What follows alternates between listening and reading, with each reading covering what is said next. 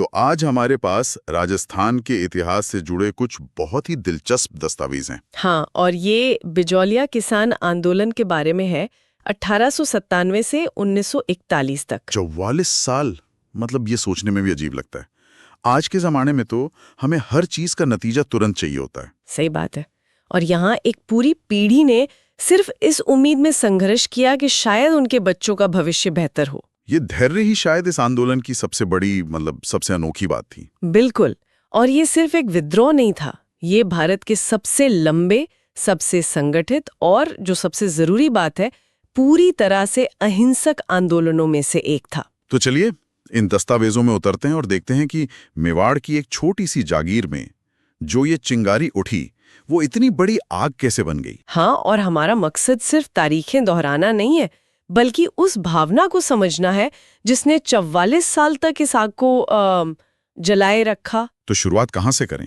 बिजोलिया की कहानी शुरू कहाँ से होती है? देखिए, किसी भी आंदोलन को समझने के लिए पहले वहां की जमीन को समझना जरूरी है। बिजोलिया, जिसे पहले विजयावली भी कहते थे, आज के भीलवाड़ा जिले में है। अच्छा। और इसकी नींव, जहां तक मुझे याद है, अशोक परमार ने रखी थी। एकदम से। उन्हें 1527 में खानवा के युद्ध में राणा सांगा का साथ देने के लिए ये ऊपरमाल की जागीर इनाम में मिली थी। तो इसकी नींव ही वीरता और स्वाभिमान पर रखी गई थी। हाँ, और सदियों तक सब ठीक भी चला। लेकिन कहानी में मोड़ आता है 1894 में, जब राव कृष्ण सिंह नए जागीरदार बने। और यहीं से किसानों के लिए मुश्किलें शुरू हुई। मुश्किलें नहीं, मुश्किलों का पहाड़ टूट पड़ा। उन पर 84 मतलब 84 तरह के लाग बाग यानी टैक्स लगा दिए गए। 84? ये तो एक नंबर नहीं, ये तो एक तरह का अत्याचार है। और ये सिर्फ फसल पर टैक्स नहीं था।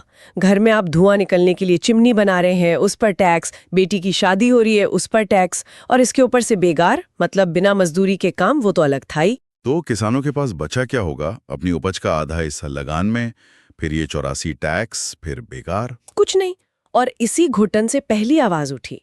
1897 में गिरधारीपुरा गांव में एक मृत्यु भोज था, जहां सब किसान इकट्ठा हुए। हाँ, अक्सर ऐसे मौकों पर लोग अपना दुख दर्द बांटते हैं। वहीं पर तय हुआ कि अब बहुत हुआ, अब शिकायत सीधे मेवाड़ के महाराणा से की जाएगी। इसके लिए 2 लोगों को चुना गया, नानाजी पटेल और ठाकरी पटेल। और वो गए उदयपुर। हाँ, वो उदयपुर गए। महाराणा ने उनकी बात सुनी भी और एक जांच अधिकारी को बिजोलिया भेजा। तो राज्य ने उनकी शिकायत को गंभीरता से लिया, पर सिर्फ कागजों पर। जांच में शिकायतें सही पाई गईं, लेकिन हुआ कुछ नहीं, कोई कार्रवाई नहीं हुई। और शायद इसी धोखे ने किसानों को समझाया कि लड़ना है तो खुद ही लड़ना होगा। और यहीं से भारत के सबसे लंबे अहिंसक आंदोलन की नींव पड़ी। बिल्कुल। तो इस पहले दौर में लड़ाई कैसे लड़ी गई? उनके पास हथियार तो थे नहीं। उनके पास आत्मसम्मान था और उन्होंने उसी को अपना हथियार बनाया।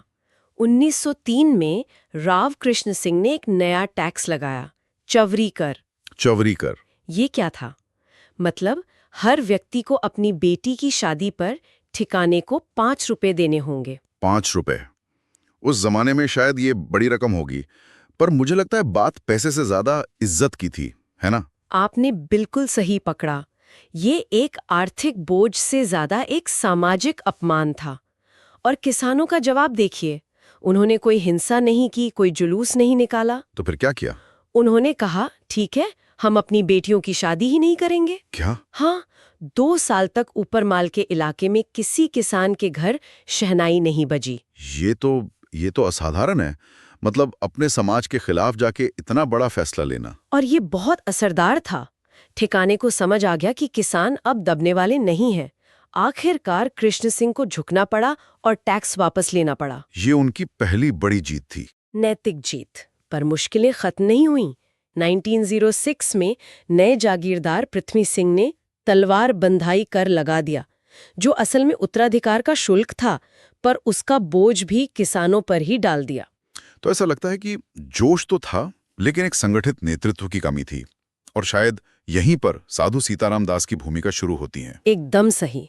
लोगों में गुस्सा था, पर उसे एक दिशा देने का काम साधु सीताराम दास ने किया। इसीलिए उन्हें बिजौलिया आंदोलन का जनक भी कहते हैं। वो एक पुस्तकालय में काम करते थे, है ना? हाँ, लेकिन किसानों का दर्द देखकर वो खुद को रोक नहीं पाए। उन्होंने मित्र मंडल बनाया और 1916 में किसान पंच बोर्ड का गठन किया। ये छोटे छोटे संगठन ही आगे की बड़ी लड़ाई की नींव बन रहे थे। और फिर 1916 में इस कहानी में वो किरदार आता है जिसने मतलब पूरा खेल ही बदल दिया, विजय सिंह पथिक। हाँ, एक बाहरी व्यक्ति, एक क्रांतिकारी जिनका असली नाम भूप सिंह था। उन्हें रास बिहारी बोस ने राजस्थान भेजा था। और साधु सीताराम दास ने ही उन्हें इस आंदोलन से जोड़ा। बिल्कुल। पथिक के आने से आंदोलन का एक तरह से काया पलट हो गया। वो संगठन और प्रचार की ताकत को समझते थे। उन्होंने आते ही क्या किया? 1917 में हरियाली अमावस्या के दिन उन्होंने ऊपरमाल पंच बोर्ड की स्थापना की। ये सिर्फ एक पंचायत नहीं थी, ये किसानों की अपनी सरकार थी, एक समानांतर सरकार। वाह! और प्रचार के लिए उस जमाने में मीडिया तो था नहीं। तो उन्होंने अपना मीडिया खुद बनाया। ऊपरमाल का डंका नाम से एक हाथ से लिखा हुआ अखबार निकाला। अद्भुत। लेकिन उनका सबसे बड़ा कदम था इस आंदोलन को राष्ट्रीय मंच से जोड़ना। वो कानपुर गए और गणेश शंकर विद्यार्थी से मिले, जो प्रताप अखबार निकालते थे। बहुत प्रभावशाली अखबार था वो। हाँ, और प्रताप ने बिजोलिया की कहानी को पूरे देश में फैला दिया। रातों रात बिजोलिया एक राष्ट्रीय मुद्दा बन गया। तो अब ये सिर्फ मेवाड़ की लड़ाई नहीं रह गई थी। बिल्कुल नहीं।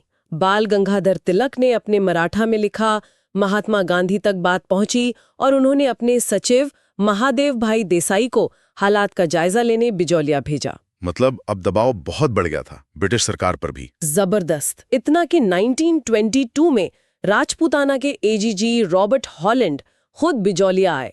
एजेंट टू गवर्नर जनरल का खुद आना तो बहुत बड़ी बात थी। बहुत बड़ी। और नतीजा ये निकला कि एक समझौता हुआ। 84 में से 35 लागें माफ कर दी गईं।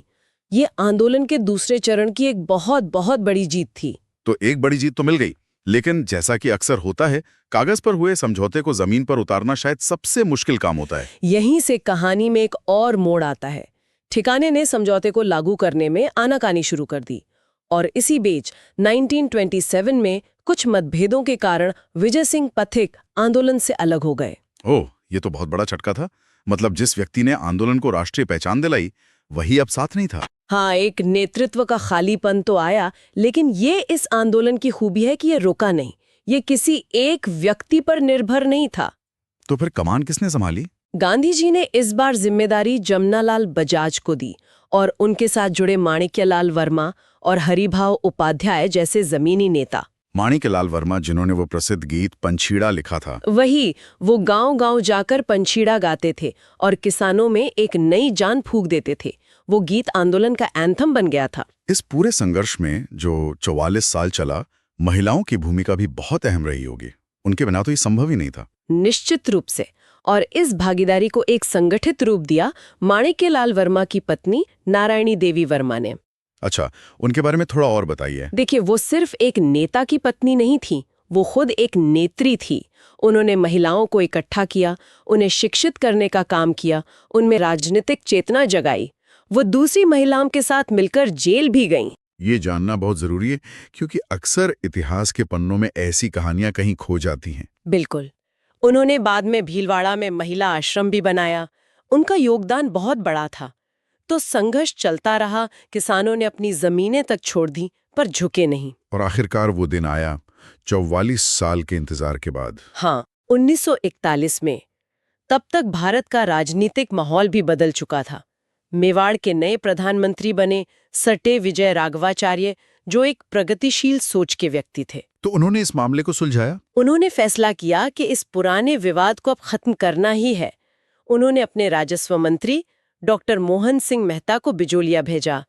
माणिक्यलाल वर्मा के नेतृत्व में किसानों से बात हुई और सारी मांगे मान ली गई। हाँ, उनकी सारी मांगे मान ली गईं, जमीनें वापस कर दी गईं और जय हिंद और वंदे मातरम के नारों के साथ ये ऐतिहासिक आंदोलन समाप्त हुआ। तो इस पूरी कहानी का सार क्या है? मतलब ये आंदोलन इतना महत्वपूर्ण क्यों माना जाता है? देखिए, पहली और सबसे अहम बात, 44 साल तक पूरी तरह से अहिंसक रहना।